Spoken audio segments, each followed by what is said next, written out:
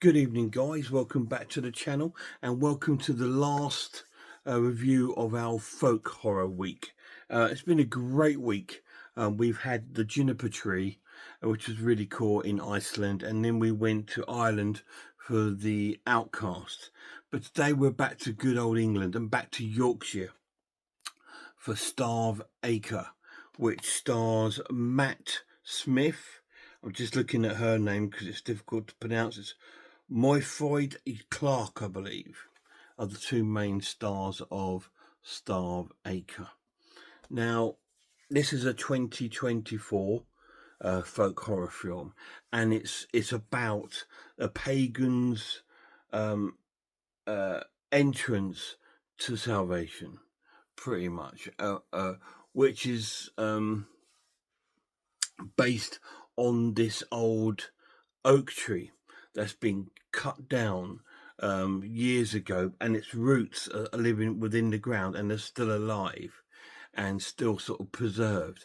But the pagans look at it as their entrance to salvation, as in the past the trees area had been used for sacrifices and all sort of ceremonies and things like this.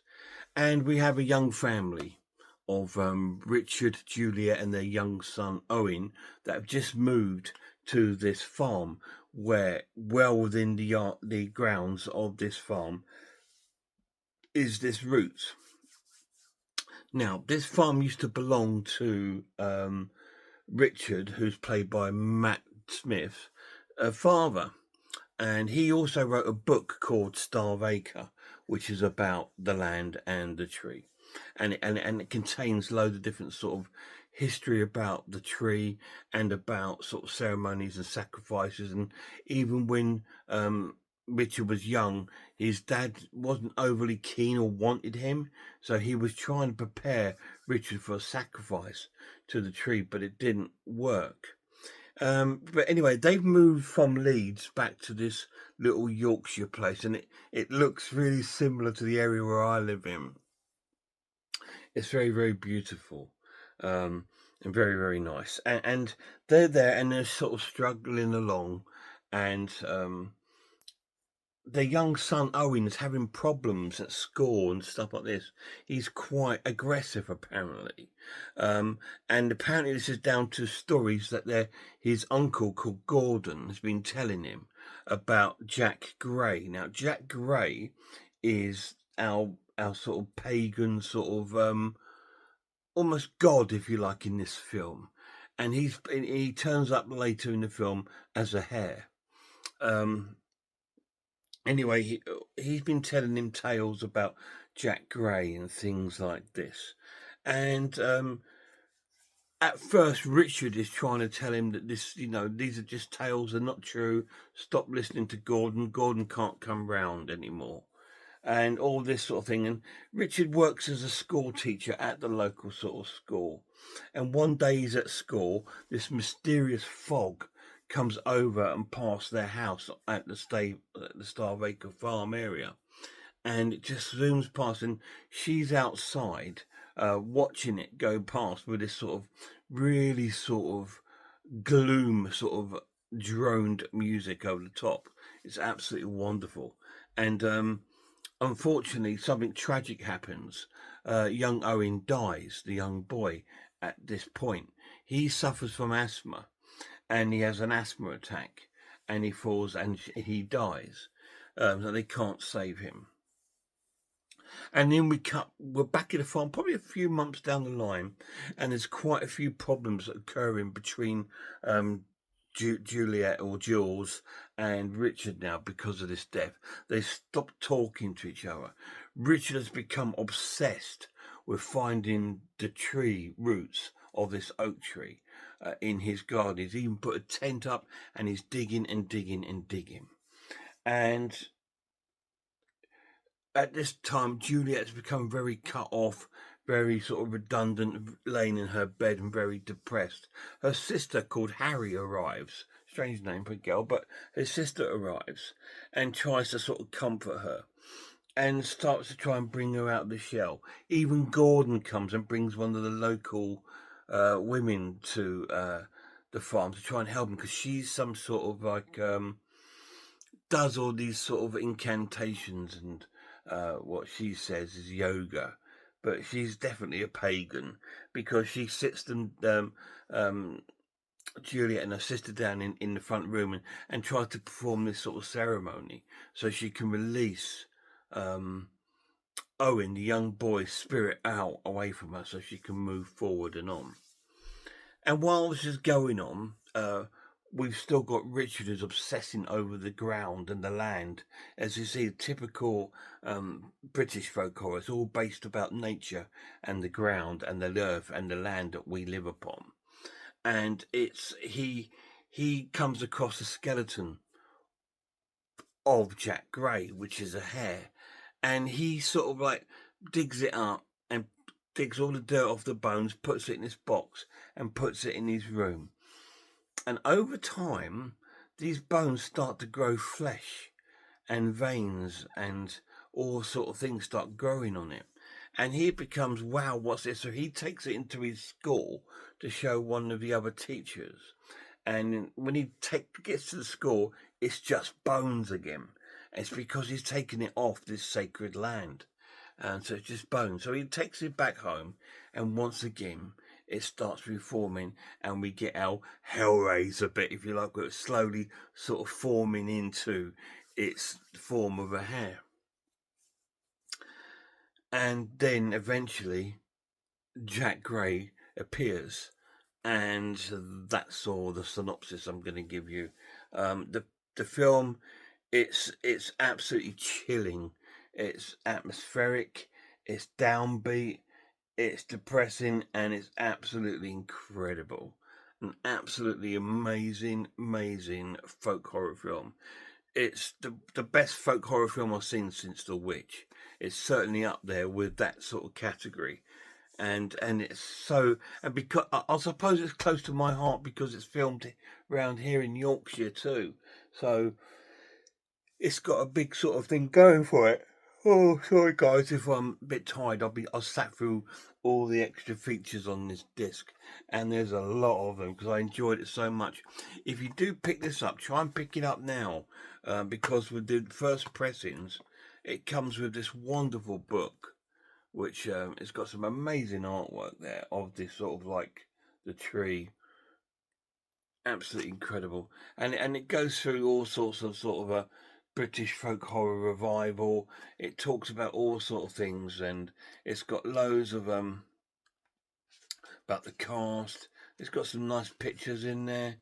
It's got some pictures there of the cast. There you go, Matt Smith, who's phenomenal in this. To be honest, I'm not a big fan of Matt Smith, but he's really cool in this film. And it just really plays out really well. It's very haunting, and when Jack arrives, the film turns and twists, and it comes to a sort of like a sort of shocking end, if you like, as our little um, uh, grieved family seem to be finding some sort of comfort. That's all I'm going to say. And it just plays out so well, and it's really cool. Absolutely wonderful.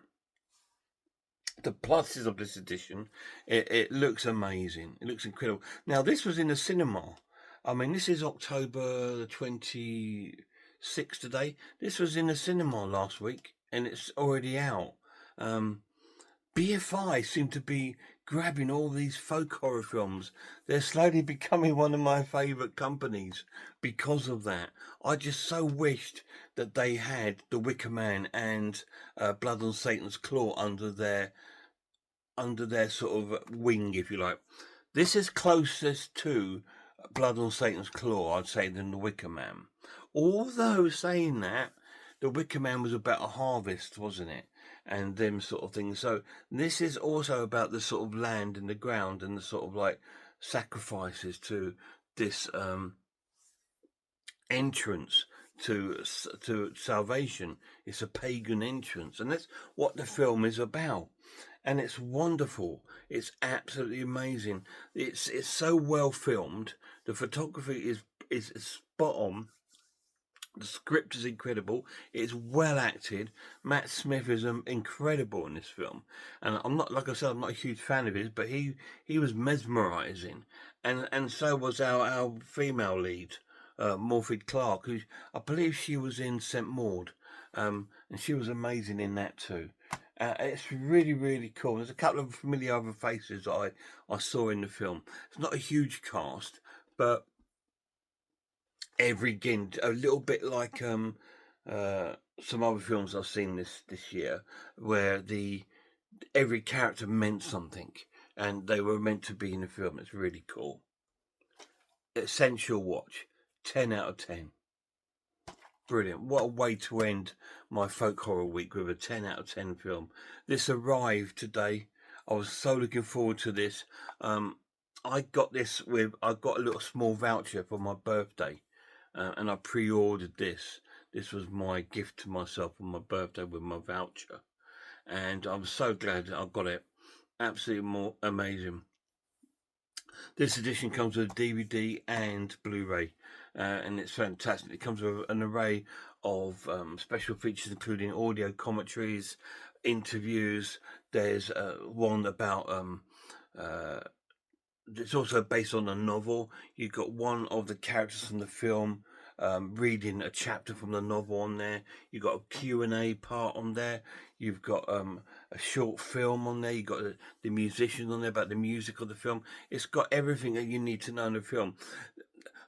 I love it when these releases have these special features, but I kind of wish it was a bit like the Hellraiser one, where it's all set out as one huge documentary, where you can sit down and watch a big hour and a half documentary of all these interviews and stuff. Just because sometimes it's quite frustrating when you watch an interview and it's like just 3 or 4 minutes and it's back to the main screen again. Oh, can't you play on to the next bit? Can't you have play all? But there we go. Can't have everything. Absolutely fantastic. Star Acre, 10 out of 10. Any of you guys seen it? If you have, let me know down below. You may not have, because it's just come out. It's a really well crafted folk horror film. It is a slow burn, guys. It's not an action packed film. It's not scary. It's a little bit scary. It's more chilling and more atmospheric and more disturbing near the end of the film. And I highly recommend it.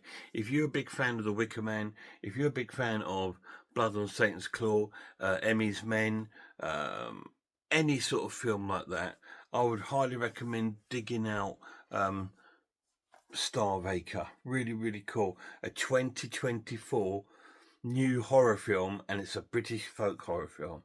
How cool is that? Guys, till my next video, which is next week. We're getting into December now, and I'm going to try and review some 2024 films to catch up with them, and then I will then be doing my top 10 favourite films of 2024, and then I'll be doing my top 10 best physical releases of 2024. So look out for those. But until then, check out some horror channels. Check out Horror Hands, Horror Geek, Man v Film, RS Design, Pizzlewell. I'm the Ice Lord, Cat Watches Horror Movies, and Grumpy Andrew's Haunted House. Till next time, look after yourself. Oh, and a massive shout out to my lad as well, and a massive shout out to the Maniac too. Great little channel. Look after yourselves, look after one another, and I really hope I'll see you all soon.